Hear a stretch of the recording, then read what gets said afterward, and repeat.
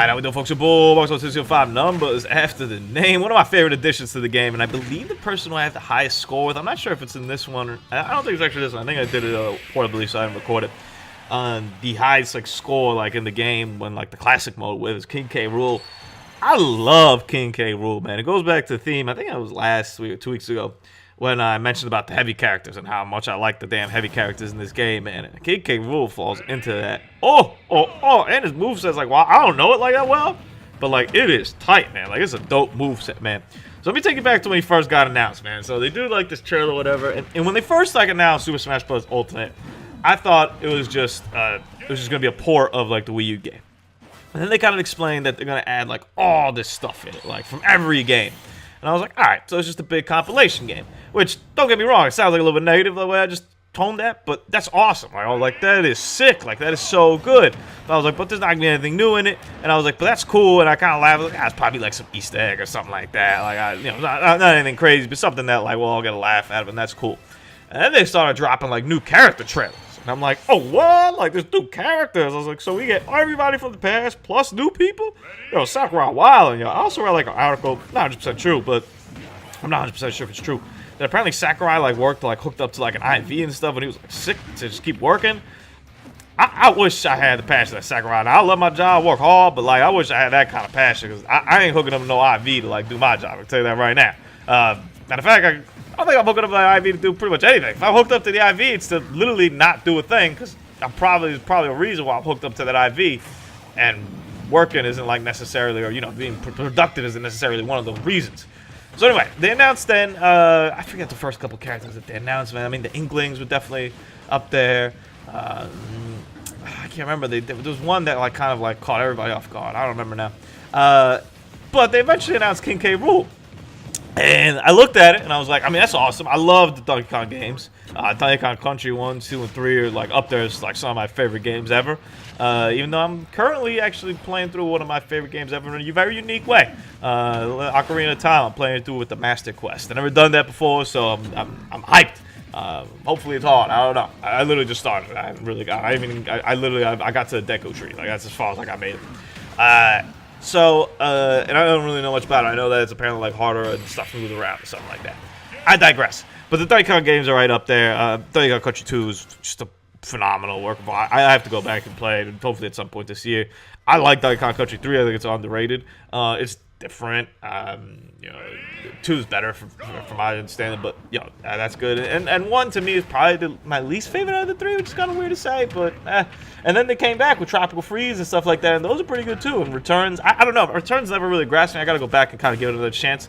But when it came out, I just wasn't really feeling it. It seemed kind of excessively hard for no reason. Whereas the Donkey Kong games to me weren't necessarily known for their difficulty. They were more just, I mean, they're fair. That's kind of the thing. Whereas Returns didn't feel all that fair. I don't know. Maybe I just wasn't in the right headspace when that game came out. When Tropical Freeze came out, I loved it. I played to death. 100% of it. I was I need everything, or 200% that you can get to. I don't remember. Some crazy you can get over there in this game. And don't mind the fact that Gandalf just popped me over here. King K. Rool has a very easy route, by the way, to get to a high score, which is why I got a high score the first time around. Because you kind of just eliminate people quickly over here, and his attacks are so strong. So when they put King K. Rool in the game, I was kind of shocked. I didn't really expect it. I didn't think anybody even kind of remember who the hell this guy was. And maybe I mean, if you're a young kid, I have no idea why you would know King K. Rool.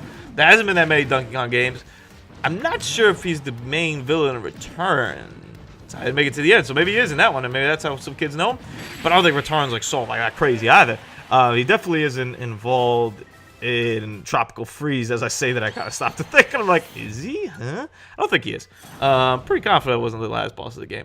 So he hasn't really been involved, so I thought it was kind of weird to bring him back. Now, they bring everything back, right? I mean, Game & Watch, the Duck Hunt Dog, stuff like that. But this is a little bit different. This is a retro guy. I don't know. They're a Rare character. I mean, even though Rare worked with Nintendo at the time, so I guess Nintendo still owns them. I thought it was a little bit different, a little bit more obscure than your regular Smash Bros. Character. Now, I'm very happy he's in this game. The moveset is tight. I mean, just the little boxing, I think it's a side A move he does, is awesome. I haven't really used it, I think, so much, but his B move is a cannonball thing that is kind of the end move that or one of the end attacks he has. I think it's in Donkey Kong Country as well, but I remember it mainly from Donkey Kong Country 2, where he kind of uses that cannonball and like times it out. And I guess he kind of does it 3. I don't know, 3 is a little bit different. He also has like the vacuum move, which that one I believe is from 3. I'm not 100% sure where the game's falling in line, but his moveset is really derived from everything he did in the game, and that's one of the best things that like Sakurai and his team do, man. They announce these characters, and I kind of look at them like, all right, cool, like, and then in my mind I'm just like, man, I don't know where they're gonna get all these moves from. Like, they need like 5, 6, 7, 8 moves from this guy. I was like, oh, that'll be a little bit interesting how they do it. Now, I guess they only need maybe 2, 3, 4, maybe like 4 unique ones. All the B ones are kind of the unique ones. The rest are just kind of smash attacks. Nonetheless, though, you still need these moves. I'm like, I don't know where they're gonna get those moves from, whatever. And then you play them and you like watch them happen, and you're like, oh yeah, that and that and that and that works good too. And I believe I've read an interview where Sakurai kind of explained this process. Like, when he thinks about adding a character, the first thing he thinks of is the moveset. Like, will the moveset work with the game? And if it does, then they can, you know, think about, like, actually, like, run their own and, like, making them happen. And, like, you know, actually providing, like, a figure for the guy and seeing, like, if it will work. But if it doesn't, then that's it. He's scrapped. Like, there's really nothing to do about it. If he doesn't have move for Smash, he's not going to be in Smash. So what the hell is he going to do in Smash? He's going to stand over there, and maybe that becomes an assist trophy at that point, kind of deal. But it's awesome when you see, like, just the moves, like, completely click in. So like I said, so he has a kind of an easy path. This is my best run with him, but my best run, I think I ended up getting like a 9.9. I think 9.9 is the highest, right? You can't get a 10, something like that. 9.9, kind of tapped out and got my highest score, and he's the man. King K. Rool is dope. I don't necessarily know how well he would do necessarily competitive play, because he is slow after all, so I always feel like speed characters have a little more advantage over there, because you kind of maneuver your way in and out, and you'll get the damage one way or the other. But for casual play, for playing CPUs, for playing against your buddy, I would definitely rank King K. Rool. His ability to get back on stage is pretty solid, too, for a heavy character. So I'm pretty satisfied with his addition to the game.